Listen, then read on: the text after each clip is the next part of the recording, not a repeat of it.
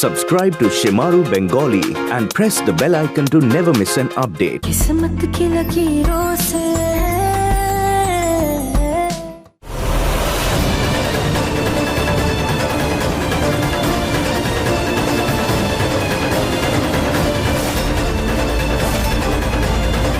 তোমার সাহস হলো কি করে আমাদের বাড়িতে আসার? একজন খুনিকে আমাদের বাড়িতে কোনো প্রয়োজন নেই। বেরিয়ে যাও এখান থেকে।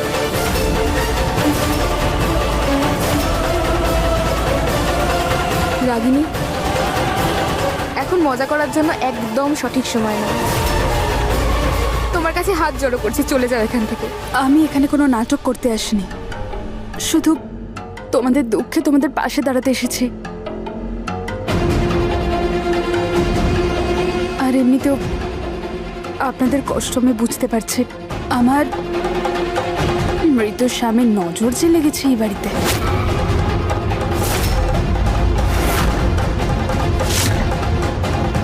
দেখতে গেলে রাজ তো এই বাড়িকে অভিশপ্ত করে দিয়েছে।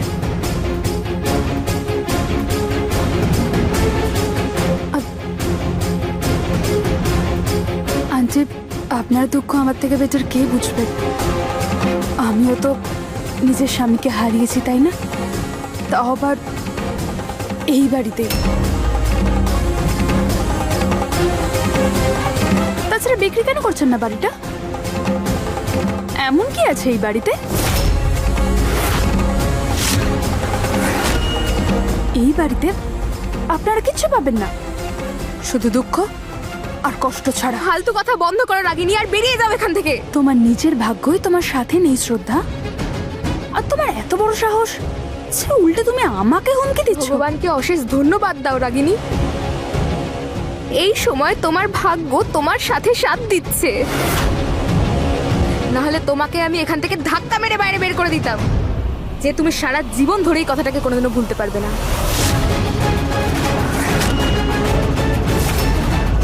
যদি তুমি নিজেকে অপমানিত না করতে চাও, তাহলে চুপচাপ এখান থেকে বেরিয়ে যাও রাগিনী, বেরিয়ে যাও এখান থেকে।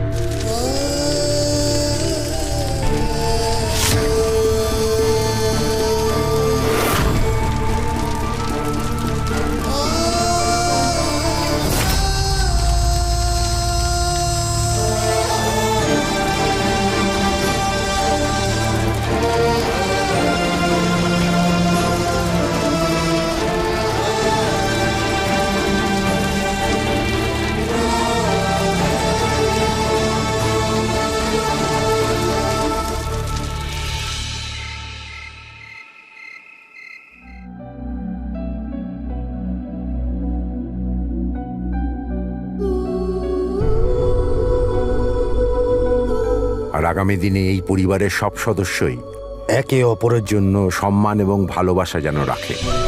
এর দায়িত্ব আমি শ্রদ্ধা আর অভয়কে দিলাম।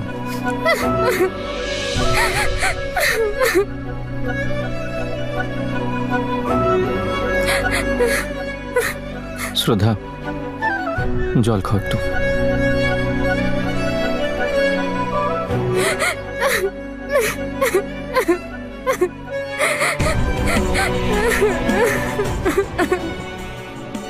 আমি আর পারবো না ভাই, আমি কি করে নিজেকে সামলাবো?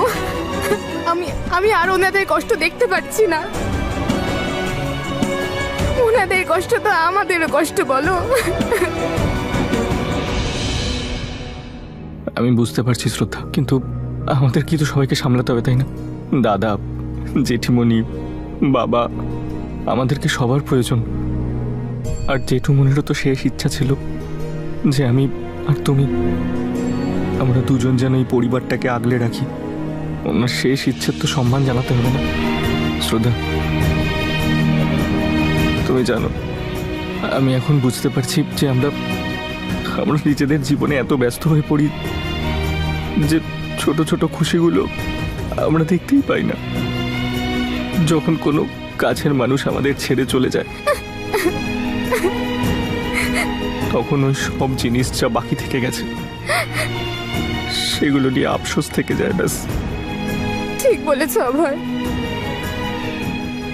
আর এখন যখন আমরা এটা বুঝতে পেরে গেছি, তো আমরা আমার পরিবারে কোনো কিছুর অভাব বা কোনো দুঃখ থাকতে দেব না।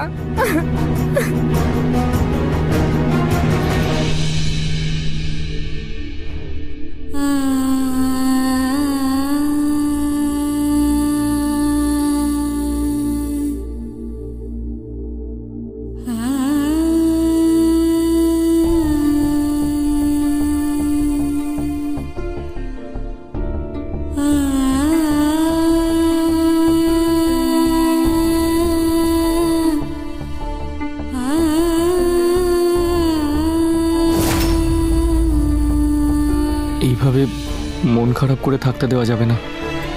মনে আছে না তোমার জেঠুমণি কি বলেছিলেন? আমরা সবাই একসাথে খাবার খাবো।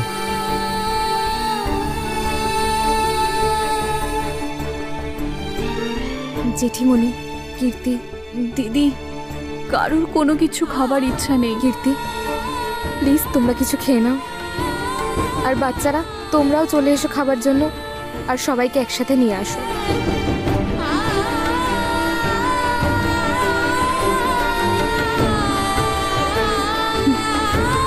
চলো চলো দিদা, চলো ওঠো না, চলো না।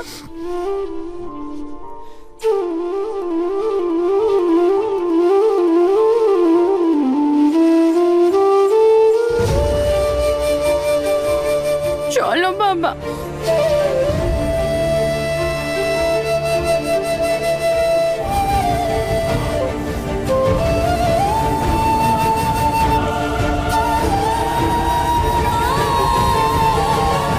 দাদার খুব পছন্দের দই বড়া। এটা বাকি বিহারীর ওখান থেকে আনিয়েছিস না? বাবা সবসময় বলতো যে কিভাবে কলেজের দিনে উনি লুকিয়ে লুকিয়ে এটা খেতে যেতেন, কারণ অন্য কোথাও ওনার পছন্দই হতো না। শুধুমাত্র তোর ঠাকুমার হাতেরটা ছাড়া, যেটা প্রত্যেক অনুষ্ঠানে বানাতো। হ্যাঁ, মা তো নয়না বৌদিকে আর আমাকে বিশেষ করে ওই রেসিপিটা শিখিয়েছিল, যাতে আমরা দাদার জন্য ওটা বানাতে পারি।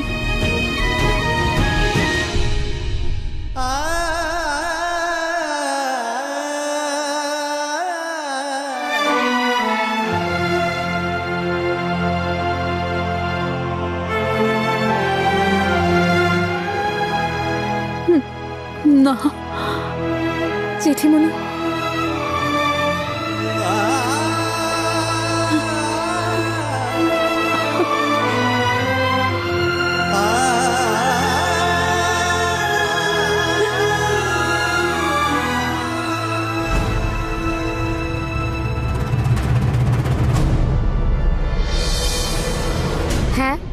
বলুন। নমস্কার ম্যাডাম, আমি দিলীপ ত্রিপাঠী বাবুর উকিল। আমি খবর পেলাম, শুনে খুব খারাপ লাগলো।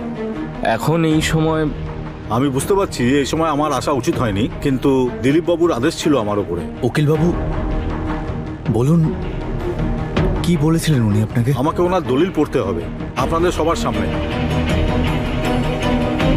আমাদের শোনার ইচ্ছে নেই। ম্যাম, উনি আমাকে স্পেশালি বলেছিলেন যেদিন উনি মারা যাবেন সেদিনই ওনার দলিলটা পড়তে হবে পরিবারের সবার সামনে। হ্যাঁ বলুন।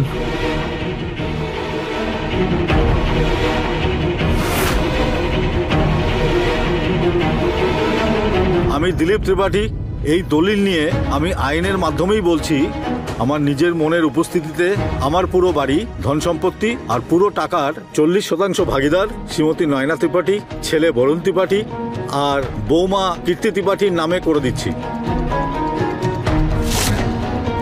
আর বাকি সম্পত্তির 60% আমার ভাই অনুজ ত্রিপাঠীর ছেলে অভয় ত্রিপাঠী এবং ওনার বউ শ্রদ্ধা ত্রিপাঠীর নামে করে দিচ্ছি।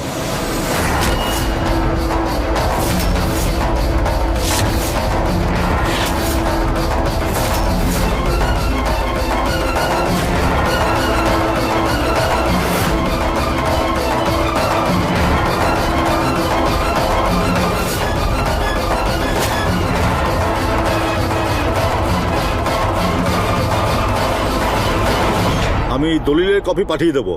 আমি আসছি এখন। নমস্কার।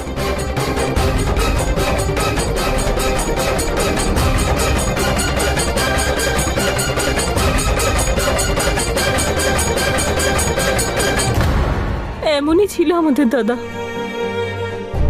কাল পর্যন্ত সবাইকে নিয়ে ভেবেছে। অভয় শ্রদ্ধা, এটা অনেক বড় বিষয় যে দাদা তার সমস্ত দায়িত্ব তোমাদের দুজনের উপর দিয়েছে। ভাবো কতটা ভরসা করতো তোমাদের, যে বাড়ির সমস্ত দায়িত্ব তোমাদের দুজনকে দিয়ে চলে গেল। কি বলুন? হ্যাঁ চলো, কথাবার্তা তো হতেই থাকবে। খাওয়া দাওয়া করে নাও বরুণ বাবা। হ্যাঁ চলো।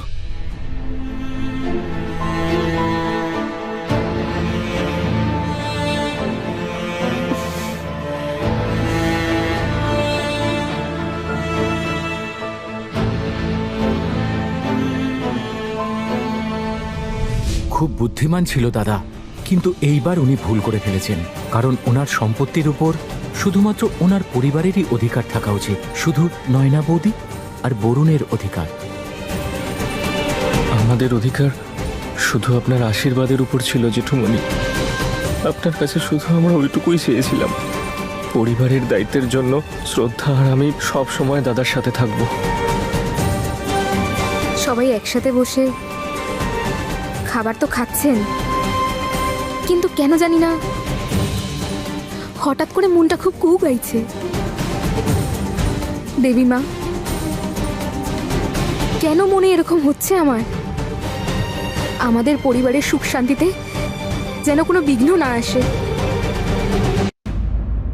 আর বাকি সম্পত্তির 60% আমার ভাই অনুজ ত্রিপাঠীর ছেলে অভয় ত্রিপাঠী এবং ওনার বউ শ্রদ্ধা ত্রিপাঠীর নামে করে দিচ্ছি।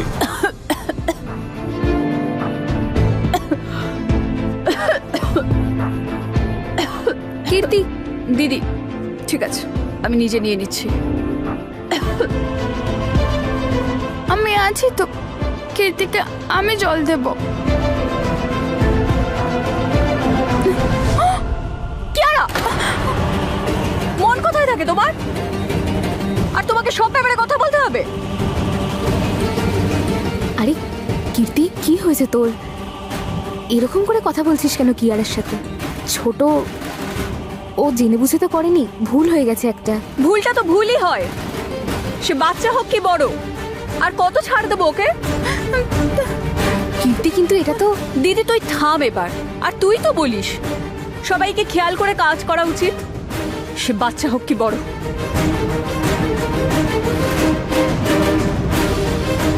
ভগবান জানি এর মাথা কোন দিকে থাকে, ভুল ভাল জিনিসও খায়। চলো কি আর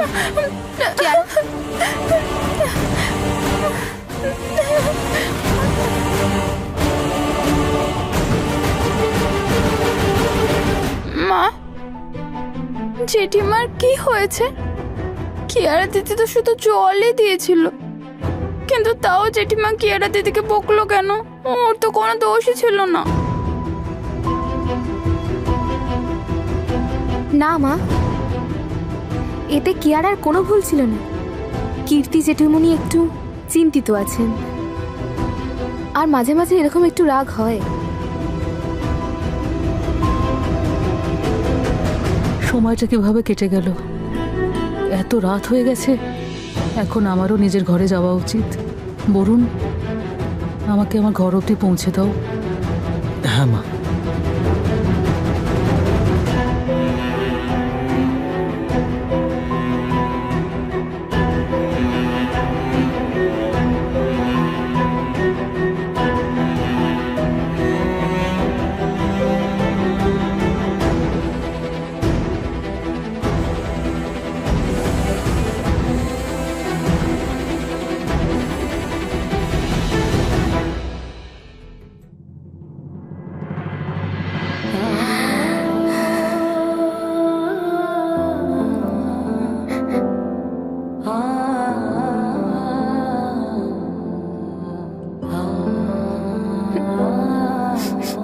তোমার এই চোখে কান্না একদম মানায় না।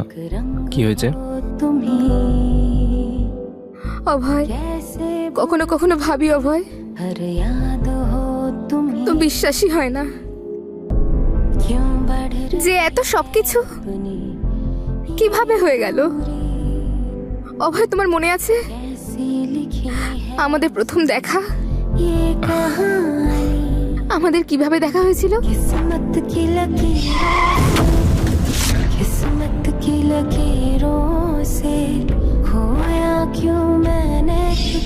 এমন মনে হয় যেন এইসব তো কালকেরই কথা। আর তারপর আমাদের বিয়ে হয়ে গেল, আর আমি এই বাড়ির বউ হয়ে এলাম, আর এই বাড়ির একজন সদস্য হয়ে গেলাম। যখন আমি বউ হয়ে এ বাড়িতে এসেছিলাম, দিলীপ বাবু আমাকে কিচ্ছু বলেননি। চুপচাপ পুরো পরিবারের দায়িত্ব আমায় দিয়ে দিয়েছিলেন। আমি যাই সিদ্ধান্ত নিই না কেন, উনি কখনো তার বিরুদ্ধে একটা কথা বলেননি। সবসময় আমার সঙ্গ দিয়েছেন। উনি স্বামী হবার সমস্ত দায়িত্ব পালন করেছেন।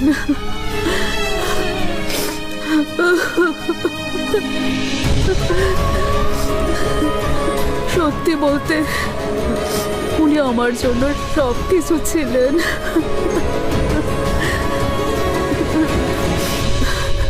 মা, উনি শুধু একজন ভালো স্বামীই ছিলেন না, একজন ভালো বাবাও ছিলেন। জানো কেন? কারণ উনি সম্পর্কের মর্যাদা রাখার সাথে সাথে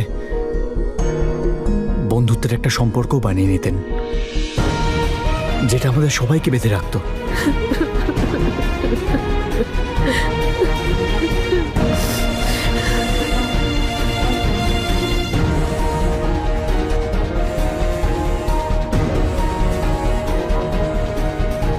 জেঠুমনি আমাদের সবাইকে আর এই বাড়ির সবাইকে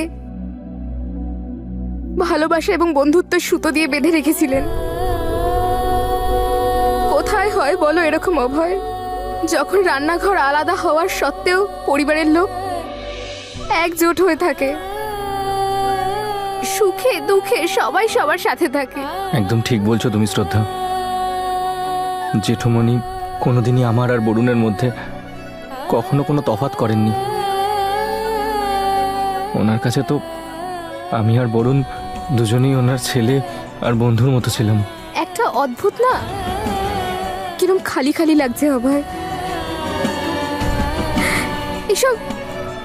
এরকম মনে হচ্ছে কি যেন আমাদের মাথার উপর থেকে একজন আশীর্বাদের হাত সরিয়ে নিয়েছেন। চলেই তো গেছে বাবার সঙ্গে, শুধু বাবা নয়, তার সঙ্গে সঙ্গে বাবার ভরসাও।